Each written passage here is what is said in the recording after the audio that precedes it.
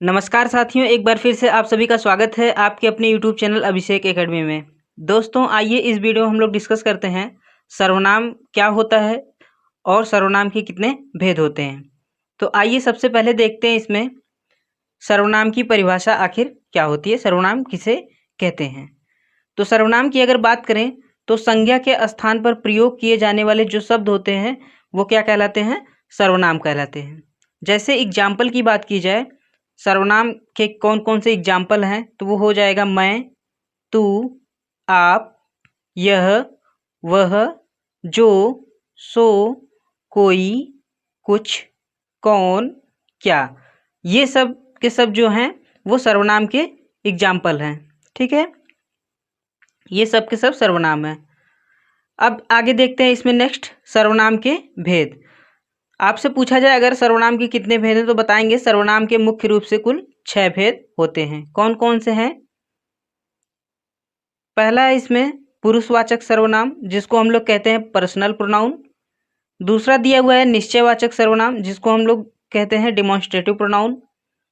Third है इसमें अनिश्चयवाचक सर्वनाम जिसको कहते हैं इंडेफिनिट प्रोनाउन। और फोर्थ दिया हुआ है इसमें संबंधवाचक सर्वनाम जिसको हम लोग कहते हैं रिलेटिव प्रोनाउन। और पांचवा दिया हुआ है इसमें प्रश्नवाचक सर्वनाम इंट्रोगेटिव प्रोनाउन। छठवां है निजवाचक सर्वनाम जिसको कहते हैं रिफ्लेक्सिव प्रोनाउन। तो ये सर्वनाम के 6 भेद हुए। कौन कौन से? पुरुषवाचक सर्वनाम, निश्चयवाचक, अनिश्चयवाचक, संबंधवाचक, प्रश्नवाचक और निजवाचक सर्वनाम। तो सबसे पहले देखते हैं इसमें पुरुषवाचक सर्वनाम क्या होता है। पुरुषवाचक सर्वनाम की बात करें तो इसको हम लोग कहते हैं पर्सनल प्रोनाउन। जिस सर्वनाम का प्रयोग स्त्री और पुरुष दोनों के लिए किया जाता है उसे हम पुरुषवाचक सर्वनाम कहेंगे। ठीक है, ऐसा सर्वनाम जो स्त्री और पुरुष दोनों के लिए यूज किया जाएगा उसे हम क्या कहेंगे? पुरुषवाचक सर्वनाम कहेंगे। इसके अंतर्गत कौन कौन से शब्द आते हैं? तो पुरुषवाचक सर्वनाम के अंतर्गत आएगा मैं, तू, आप, यह, वह आदि। ठीक है, अब अगर बात की जाए पुरुषवाचक सर्वनाम के कितने भेद होते हैं, तो पुरुषवाचक सर्वनाम के कुल 3 भेद होते हैं। कौन कौन? उत्तम पुरुष, मध्यम पुरुष और अन्य पुरुष। ठीक है, उत्तम पुरुष होता क्या है?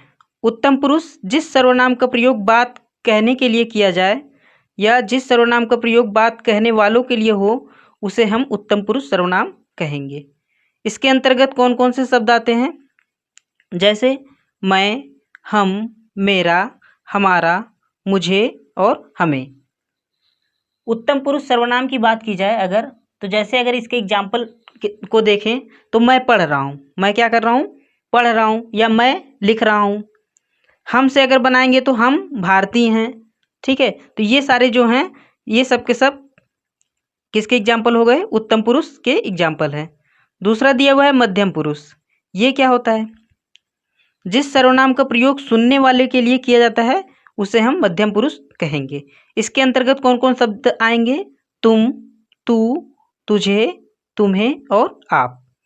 इसके अगर एग्जाम्पल की बात करें, मध्यम पुरुष के एग्जाम्पल की बात करें, जैसे तुम बहुत अच्छे हो। तुम क्या हो? बहुत अच्छे हो। तो ये कौन सा पुरुष हो जाएगा?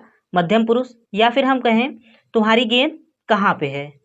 ठीक है, तो ये सब के सब जो है एग्जाम्पल वो मध्यम पुरुष के हो जाएंगे। नेक्स्ट दिया हुआ है इसमें अन्य पुरुष। अन्य पुरुष क्या होता है? जिस सर्वनाम का प्रयोग उसके लिए हो जिसके बारे में कुछ कहा जाता है उसे हम क्या कहेंगे? अन्य पुरुष कहेंगे। इसके अंतर्गत कौन कौन से शब्द आते हैं? तो इसके अंतर्गत आने वाले शब्द हैं यह, वह, वे, ये, उसके, इसके, उसने। ठीक है, अगर इसके एग्जाम्पल की बात की जाए अन्य पुरुष के एग्जाम्पल की तो हो जाएगा जैसे वह घुड़सवारी करता है। क्या करता है? घुड़सवारी करता है। तो यहाँ पे जो वह है वो कौन सा पुरुष होगा? अन्य पुरुष होगा। ठीक है, जैसे हमने कह दिया उन्होंने प्रतियोगिता में भाग नहीं लिया, इसका मतलब ये भी कौन सा एग्जाम्पल है? अन्य पुरुष का एग्जाम्पल है। ठीक है, नेक्स्ट देखते हैं इसमें दिया हुआ है निश्चयवाचक सर्वनाम जिसको हम लोग इंग्लिश में कहते हैं डिमॉन्स्ट्रेटिव प्रोनाउन। जैसा कि नाम से ही स्पष्ट है निश्चयवाचक सर्वनाम। तो इसकी डिफिनीशन हो जाएगी, जिस सर्वनाम से किसी वस्तु या व्यक्ति या पदार्थ के विषय में ठीक ठीक और निश्चित ज्ञान होता है उसे हम निश्चयवाचक सर्वनाम या फिर डिमॉन्स्ट्रेटिव प्रोनाउन कहेंगे। ठीक है, इसके अंतर्गत कौन कौन से शब्द आते हैं? यह, वह, ये और वे। निश्चयवाचक सर्वनाम, इसका मतलब जो चीज है वो जरूर है, निश्चित है। इसमें निश्चित व्यक्ति के बारे में बोध होगा, निश्चित वस्तु के बारे में बोध होगा। जैसे अगर एग्जाम्पल की बात करें, वह कल आएगा, वह कल आएगा, इसका क्या मतलब हुआ? इसका मतलब ये हुआ कि वह कल आएगा, ये निश्चित है। ये क्या है? निश्चित है। इस सेंटेंस से हमें ये पता चल रहा है कि यह निश्चयवाचक सर्वनाम है। ठीक है, वह कल आएगा, तो इसमें कौन सा निश्चयवाचक सर्वनाम है? वह। आगे दिया हुआ इसमें अनिश्चयवाचक सर्वनाम, इसको क्या कहते हैं? Indefinite pronoun.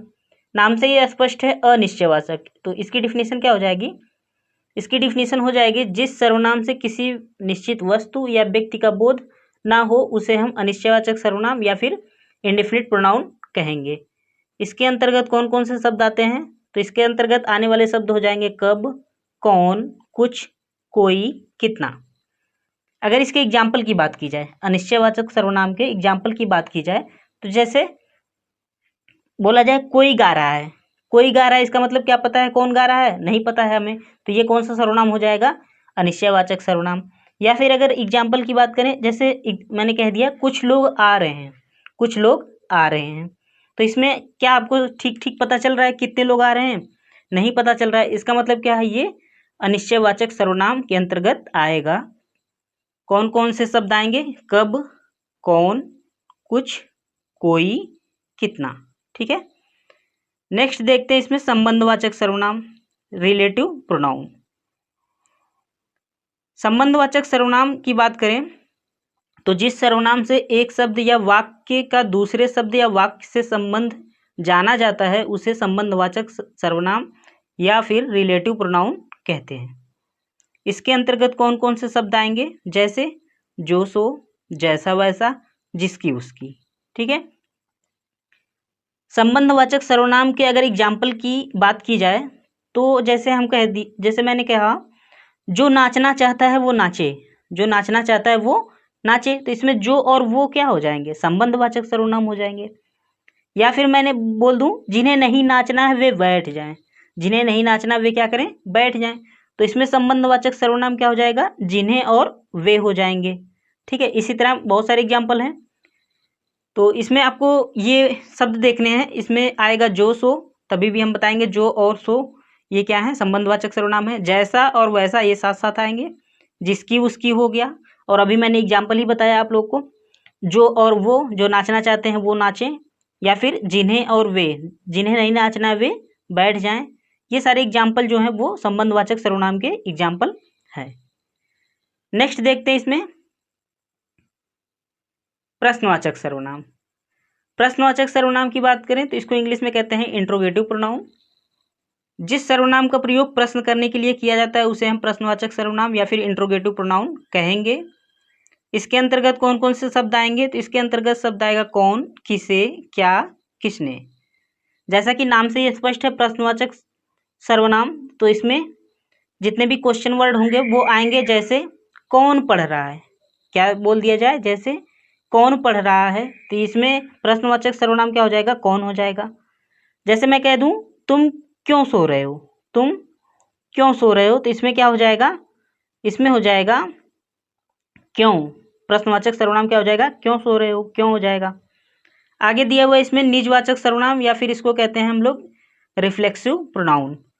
तो निजवाचक सर्वनाम क्या होता है? जिस सर्वनाम का प्रयोग कर्ता कारक स्वयं के लिए करता है उसे निजवाचक सर्वनाम या फिर रिफ्लेक्सिव प्रोनाउन कहते हैं।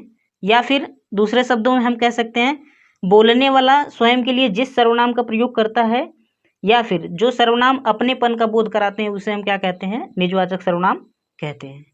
इसके अंतर्गत कौन कौन से शब्द आएंगे? इसके अंतर्गत आने वाले जो शब्द हैं आप, स्वयं, खुद, स्वतः, अपने आप। ठीक है, अगर इसके एग्जाम्पल की बात की जाए, जैसे मैंने कह दिया वह अपने आप सुधर गया, वो क्या किया? अपने आप सुधर गया, तो इसमें जो है अपने आप क्या हो जाएगा? यहाँ पे मिल रहा है अपने आप, ये भी क्या है? ये निजवाचक सर्वनाम का एग्जाम्पल है, तो ये हो जाएगा इसमें अपने आप जो होगा वो निजवाचक सर्वनाम हो जाएगा। जैसे मैंने कह दिया हम गृह कार्य स्वयं कर लेते हैं, हम गृह कार्य स्वयं कर लेते हैं, तो इसमें क्या हो जाएगा, स्वयं जो हो जाएगा वो निजवाचक सर्वनाम हो जाएगा। ठीक है।